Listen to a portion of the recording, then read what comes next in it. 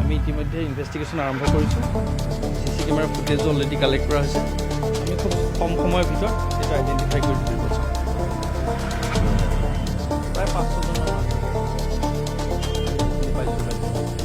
চাব লাগিব এইটো চাটাৰ মাৰি কাম কৰিছে পেট্ৰলিং গৈ আছে যদিও মানে ধৰিব পৰা নাই চাটাৰ বন্ধ কৰি তেওঁলোকে বেছি হাফ এন আৱাৰৰ ভিতৰত কাম কৰি তেওঁলোকেতো গেছ কাটাৰ বস্তু ইউজ কৰিছে সোনকালে দিব নোৱাৰে আমি এতিয়ালৈকে পৰৱৰ্তী জাষ্ট প্ৰিলিমিনাৰী ইনভেষ্টিগেশ্যন চলি আছে পৰৱৰ্তী সময়ত আপোনালোকক জনাম CC কেমেৰা আমি কিছু পাইছোঁ একচুৱেলি ইনফৰমেশ্যনটো আছিল যিটো হায়দৰাবাদত মনিটৰ কৰি থাকে হায়দৰাবাদৰ পৰা ফোন আহিছিলে একৰ্ডিংলি মই police team পঠালোঁ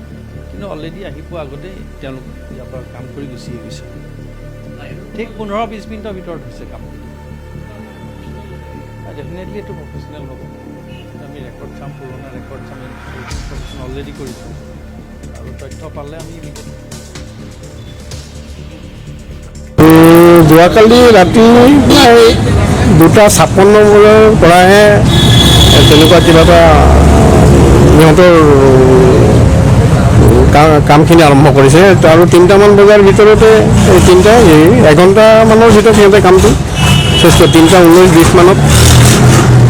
as per CCTV যিখিনি আমি পাইছোঁ আৰু CCTV আৰু কেছটো ভৰাইছে খালি দুটাত মিলি 40 লাখ মানৰ ওপৰত হ'ব একজেক্ট এমাউণ্টটো এতিয়াও এছেছ হোৱা নাই দুটা মেচিন আছে গেছ কাটাৰে কাটিছে ইউটিউবত গেছ কাটাৰৰ বাহিৰেতো উপায় নাই কাটিবলৈ